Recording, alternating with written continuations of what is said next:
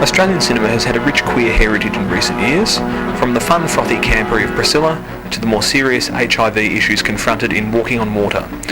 But this heritage started many years ago, and tonight we revisit Sydney, 1969, the time and place of Australia's first overtly queer film, The Set. Also dubbed Australia's first sexploitation film, The Set told the story of struggling artist Paul, who moves to the city and is drawn into Sydney's high society, where he has his first encounter with the gay community. It's while working on a design project for a film set that he encounters the closeted and heavily in denial Tony, leading to a turbulent and confusing relationship. The fuss caused by the gay storyline, however, was nothing compared to that caused by the full on-camera nudity of daytime TV hostess Hazel Phillips, the housewife's friend. The film was unearthed recently at the 2004 Mardi Gras Film Festival, and it's our pleasure tonight to bring you the reunion of writer, creator and star Roger Ward, and stars Hazel Phillips and Ken Candy Johnson, one of Sydney's original drag queens.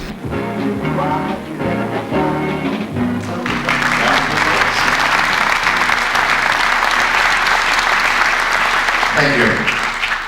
It's amazing to see such a crowd tonight. This film was made 35 years ago, right now, about this month, 35 years ago, when half of you weren't even born then. The book was a book about sociology, about relationships, general behaviour, but he wanted to make a film about homosexuality, which was fabulous for me, because the controversy that happened, there were front page publicity like you wouldn't believe. And it made the film such a hot thing that there were queues of people lining up to see it, and there were traffic jams when it was showing at drive-in theatres.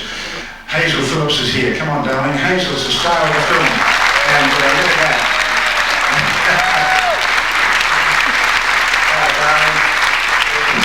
Thank you. Oh, my goodness. It's a very long time ago. It doesn't seem long, though. You'll find out when you get old. It seems like yesterday, actually. I've seen my lovely friend Kathy Lloyd tonight and a few other friends that I've known all the years. But, you know, you can't take all the credit for the cues. The fact was, I was the first midday host in this country on television, at the 12 o'clock spot. And Mike Walsh took my spot, and then they went to Channel 9 and they gave her a big budget and a big band. I had $10 for taxis.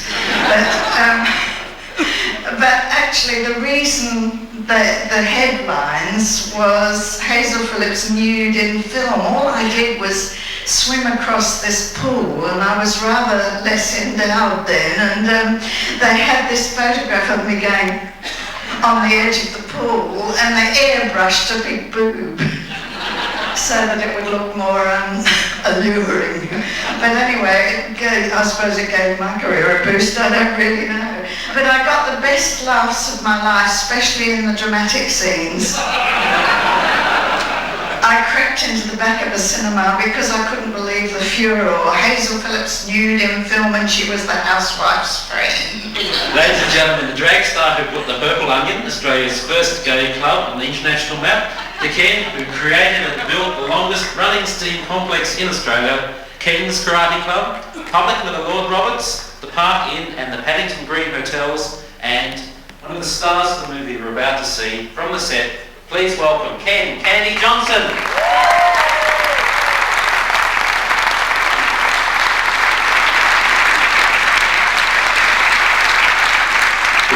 Thank you. It is a long time since I was there. I had no idea that the picture was about homosexuality, ladies and gentlemen. They just asked me to appear. Roger had written a scene where I arrive at the door and lock on the door and say, please open up, let me in. I have been chased by sailors. I said, I can't do this. It's just unreal. I've never been chased by a sailor in my entire life. I've always stopped and given them what they wanted. So I said to Roger, or not to Roger, I said to Frank, can I rewrite the scene? Which I did, and you will see a credit come up that says special material by Ken Johnson. That is my own stuff that I did there with Tracy Lee. However, when we were doing the movie, I don't know whether you were aware of this, Frank Britton said to me, have you got any ideas about getting some publicity for the movie? And I said, well, Actors Equity up the street never like drag queens. They will never join us up. Maybe you could do some stuff about that. He came back and he said, yes, that's a good idea, Candy. After we do your scene, we'll do another take of it. I was a one-take girl in those days. And we'll do another take of it. Rodney Mulner, who is the union rep, will come in, you will have a fight, and you will storm off the scene saying you are not going to become a union member at this stage. Rodney came in, we had a fight, it was really great theatre. I managed to get a real girdly smack into his face just before I walked off. Who knows, Sunday Mirror headlines in the Mirror, punch up on set. As you say, Hazel, female impersonator Ken Candy Johnson had a punch-up with Rodney Mulner. It never mentioned us again. It mentioned your bare tits. It mentioned Rodney's ass. It just went on and said it'll never be reviewed again. It was really terrible. They rang me up and said, do not do any interviews, just do an interview from Macquarie Network. Everybody rang on the telephone. I was the publican at the Lord Roberts at that time, so there's a circle there with the Lord Roberts, you see. So I was the publican at the Lord Roberts. That went on and on. Everybody rang up. Finally, Macquarie Network rang up. I gave them an interview over the telephone. My friend Stephen, who was on the desk at Macquarie Network, and they would do tapes that come, you know, Whitlam on Kemlani, Sangster on divorce. He said mine came marked poof on punch-up, ladies and gentlemen. So that was my little story about that. You will see that I do sing live, and I'm sure you'll get a great laugh out of, as you say, the serious and dramatic parts of it. Take me for a fool, but take me. If I play it cool, then make me. Should you find me sleeping drowsy, don't be subtle. Wake me, rouse me. Take me, get my motor running hard. And we're here after a very successful screening of The Set. 34 years, isn't it, after its premiere? Premiered, yeah, 34 years ago, yeah. Once again, here at the Academy Twin in Sydney, and we're here with the creator, star, etc., Roger Ward. How are you going, Roger? Good.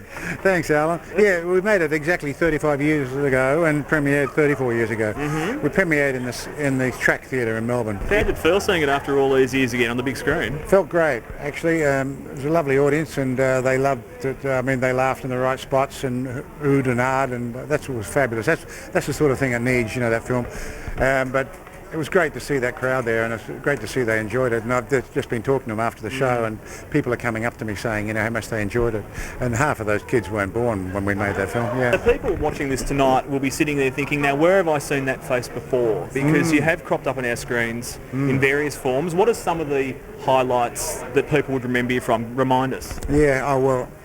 I've done a lot of films, and the films were, majority of them, I've done 70 or 80 films and probably 2,000 television shows, but most of the films that they would remember would be Stone, the bikie film, Man from Hong Kong, Mad Max, and Turkey Shoot. Turkey Shoot. I wondered if you'd mentioned that one. Yeah, that's a classic. And I was in number 96 for a couple of years as Wepo, the garbage collector, but all the homicides division force. Been around for a long time, but any favourites? What would the highlight of your career be, do you think? Well, it's funny, you know, I never really had a film that I liked completely. You know, I have never done any work really that I like completely. I like bits and pieces of Mad Max. I like bits and pieces of Man from Hong Kong, Turkish Shoot again, but no, I can't say that there's any great classic in there. Some of the television performances I've done, Matlock and a couple of homicides, I was quite pleased with those, but they're gone. We don't get those anymore, and I'd love to get DVDs of those. And what spurred you on to write that book, originally of The Set? I've always been a writer. As a kid, I was a cadet reporter when I was a kid, but I was also an actor as a kid as well. Started both when I was 12. And so I did both for a long time, and then I went away overseas and lived in Tahiti, and that's when I started the set. In 1960 I started the set, and I worked on Mutiny on the Bounty with Brando and a couple of other films I did up there, and I was writing the set all through that period, and I came back to Australia and I sold this set in 67. I think I got the money for it in 67. We made it in 69, I think. 69.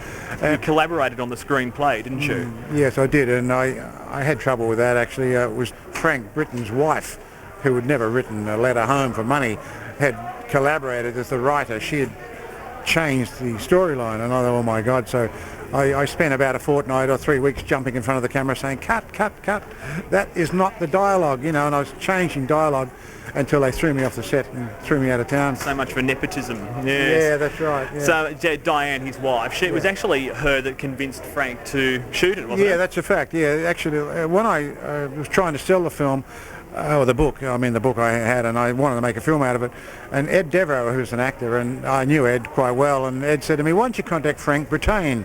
He said, it's the same as Britain with 2 T's, and he's looking for a film, and I rang Frank, and Frank said, yeah, let me have a look at it. Well, Frank was dyslexic, and he couldn't read, or didn't read. Yeah, his wife did all the reading. It was his third wife, and she was very young. She was only 24, quite glamorous, and Frank was an older guy, probably nearly as old as I am now, and anyway, she read the book, and she was sick in bed, and she, unbeknownst to me, she was in bed reading the book, and about 3 or 4 in the morning, she yelled out to Frank, Frank, my God, Frank, oh Frank, and Frank thought she was having a relapse, and he ran into the room, and she was in bed with all these quarto pages all over the bed, and she said, you've got to buy this book. He said, why? She said, he's just described 2 men making love. And that's why Frank bought the book. He said, okay. And he rang me up and he bought the film rights. But he said, you've got to lift every homosexual angle out of the book. And he put red lines through the pages that he wanted the film made of. And I went home and just made a film out of that. So it was basically, in a way, he had put the spin in it that Paul was sort of deviating from the straight and narrow, then got back on the straight and narrow, wasn't it? That's right. It was more Tony, I guess Tony's coming out story, because he was really the one that was... That's right. Yeah. That's right. The theme of the story is that Tony is the one that's got everything. He's the rich boy, he's an architecture student, and all the other kids, there's 5 other kids. In my book there's other younger guys. There's 5 of them, 2 girls and 3 boys, and they all strive for success, and Tony's the one with success. And he's the one that gets left by the wayside and all the others climb. Thanks, Tony, for everything.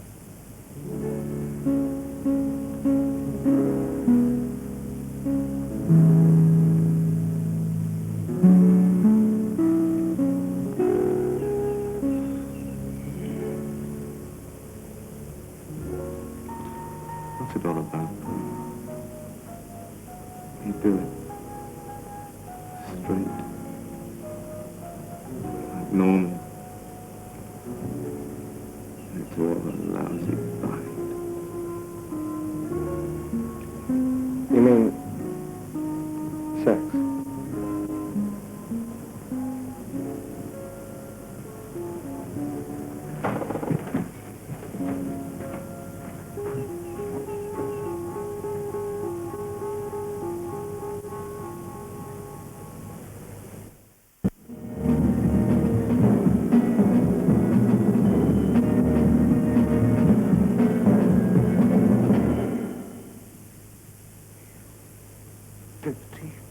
Filthy little Tony.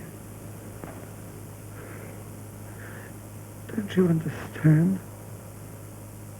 I love you. What about us, Paul? Us? Us.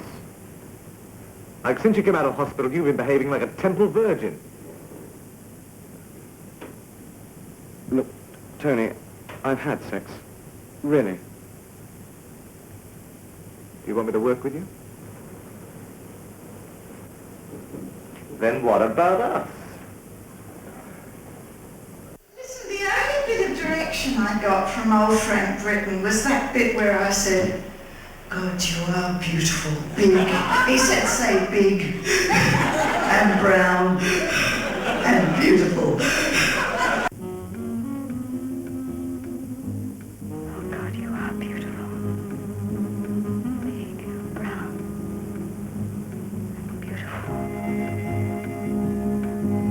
And I'm here now with the star of not only the set, but quite a few other cult moments in Australian television, Hazel Phillips. Hazel, how are you? Oh, I'm very well, That's thank you, good. yes. How did it feel seeing that movie from 35 years ago on the big screen again? Well, I thought it held up rather well. I wasn't quite as embarrassed this time as I was when I first saw it because it caused such a furore, me swimming in the nude and doing all that naughty stuff, you know. And nowadays, of course, it's nothing, is it?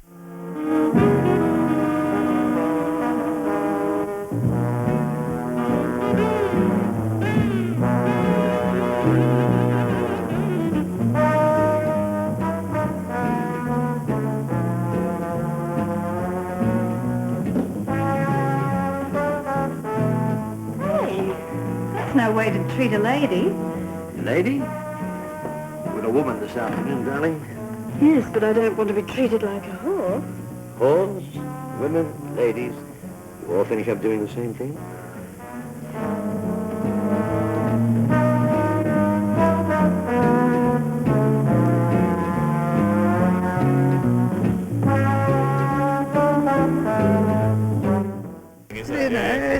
I mean, you in the Nutty, as it were, caused more of a furore on the gay stuff, really, didn't it, at the time? Yes. Yeah. Yes, absolutely, because I was the housewife's friend in Girl Talk, Yes. you know, and I was supposed to be. Girl Talk and Beauty and the Beast, if you please. Funnily enough, you know, I was only in Beauty and the Beast for 9 months and then I went into the Bramston show. People still say to me, I remember you in Beauty and the Beast more than perhaps any other show. Really? I think because it was early television and everyone was watching and I had such a really bad relationship with Eric Bone. You see, I have never been good with males in control of, you know, like big corporations, and it's a pity millionaires, all those powerful men turned me right off. So I was daggers drawn with him, absolute daggers drawn. So did you have the most fiery relationship out of all the panel members with him, do you think? Oh, absolutely. And I think then they realised it was good television that people were watching for that thing, and so dopey me, I didn't realise, you know, I thought, oh, how horrible, you know, and he was doing it purposely to get good TV, and it was good television. He really was quite beastly. So you mentioned Bramston, it's a legendary show on television, yes. And you were there. Did you work with Gordon Chater on that? Oh yes, oh yes, yes. A glamorous but lethally insane blonde. So all of you men on the side of crime, watch out!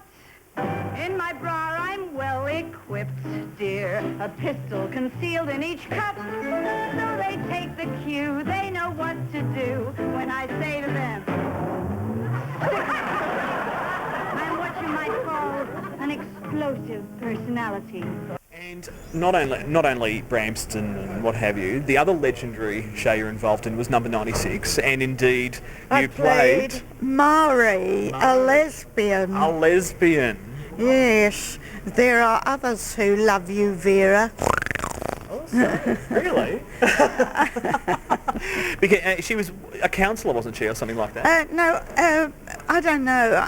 Elaine Lee was Vera. Yes. And yes, I only lasted 7 weeks because I kept going in and saying, who wrote this shit anyway, you know.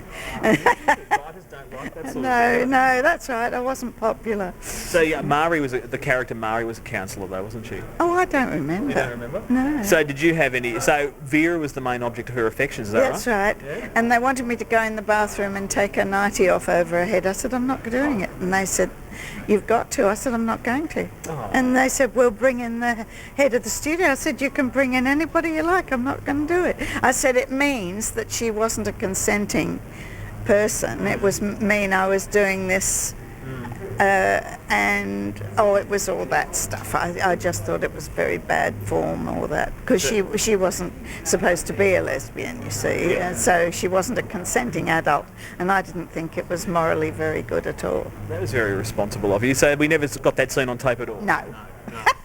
Is that why you only lasted 7 weeks? You're a right troublemaker. Right. Yes. I'm afraid so.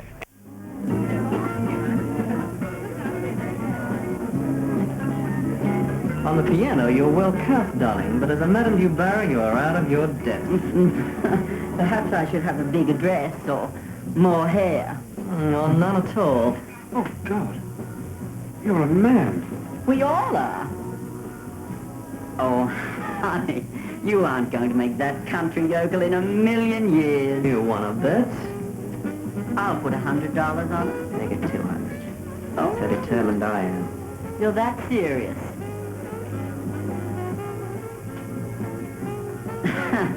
Watch out, Red Riding Hood. The wolf is after your bastard.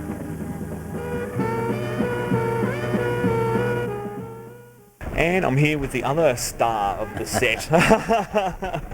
And a bit of a Sydney icon, Candy Johnson. How are you going, I'm Ken? fine, thanks. That's good. And Yeah. I've asked all the others to ask you too. How did it feel seeing that film again on the big screen after all those years?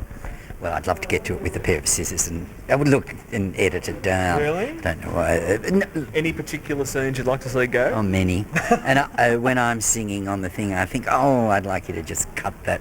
And Can you give us a bit of a snapshot of what life was like back then in Sydney for a gay boy and a female impersonator? yes. Well, for a female impersonator, I never lived as a female. I wasn't a live-in drag. Yes. And sort of, so I did own the Purple Onion. So it was a bit different for me because I was producing the shows and appearing in them. So I didn't have much. My life was that Purple Onion, appearing, producing the shows, and so I didn't live the life of a drag queen really. I did live the life of a gay man, and it was against the law, and there was always that threat there that if you got caught doing something, you know, the police had a hold over you. We do have to thank Neville Rand for that, I think. True. That he eventually allowed same-sex people over the age of consent, you know, and now it's come down to 16. So times have changed. But in those days there was always that, you know, if they couldn't find anything else, they could always call you a queen and a poofter. And that stigma. Yes, and bash, and that gave them, some of them, an entitlement to hit you or bash you. I never had that myself. You ran the Purple Onion. That was the first gay club on the Strip, is that right? It was. I didn't start it. A friend of mine, Doreen McIver, started it with 2 other lads. And then I went away and opened my own club called Candy's Garden of Eden. And in the meantime, the Purple Onion sort of staggered and didn't do very well. Then I closed my club called Candy's Garden of Eden, which was doing very well, and took those people to the Purple Onion, and that's when it pushed forward and became an international place to be. Did you play any part in the sort of gay rights movement, or were you too busy running your businesses? Yes, no, I have to say that I was too busy running my businesses, and I felt, no, I never felt, but at the time they were the Purple Onion was a gay movement in itself, in a vague way. The drag queens at the Purple Onion, including myself, became a little bit iconic to the people who came to the Purple Onion, and international guests came a lot, you know, very well-known people, Margot Fontaine, Nureyev, Cecil Beaton, Norman Hartnell, all the people who worked at Checkers, Rosemary Clooney, those people came, and by them coming, it gave acceptance to the drag that we were doing, and they liked it. Yes, they liked it. Once on the ABC, they came out to do a I think it was called Telescope. Tanya Halesworth came out. Do you remember that? I remember, yeah. And I went out and said that they were doing a documentary tonight, and they were intending to pan over the audience. Half the audience got up and went. Because in those days, you could not admit that you were gay in any ordinary way. No. If you went for a job, you really couldn't say. Whereas today, it's now on ability. You're gay, can you do the job? Fine. And in some places it's almost a plus. Indeed, yes, it is a plus, as they say in those ads. So were you serious competition for lay girls, you guys? Or? No, different totally. Lay Girls, right from the start. I was in the original show at Lay Girls. Were you? I left the Purple Onion after 2 shows and went, Sammy Lee came and asked me would I appear in Lay Girls, because I was always a comedian. And so I was the comedian in that show. But there was no competition to the Onion, because the Onion was really a very intimate gay club. And I do have to thank Dita Cobb, who unfortunately is dead now. who was, oh yes, as a Beauty and the Beast, yes. Yeah. She was marvellous. She had a column. Okay. And she came to Candy's Garden of Eden, Yep. and she went to the Purple Onion too, and she came to Candy's Garden of Eden and loved it. Really? My sister-in-law, that's married to my brother, read her column and used to watch her on the Beauty Beast and wrote her a letter that said, my brother-in-law owns a gay club, why don't you come and have a look? Well, she was intrigued and she came. And she came So from Dina then was an on. old Absolutely, fan? yes. She was marvellous. I said to her one night, we became friends, I said to her one night, Dita, that scandal, those things that you say, and she just said, excuse the word, you'll have to cut it out. She said, oh, fuck 'em, I can just go back to selling cars. Because she was a car God seller. bless her. Yes. Oh, that's fantastic. Oh, I never knew. Yes, she was a marvellous woman, and great as a gay promoter of gay in her time. She really was. Good, well, thanks so much. Thank you for interviewing me. And we really enjoyed the film. Okay. Talking to you. Okay. Thank you. See you later. Bye-bye. Mwah. Take me for a ride, but take me.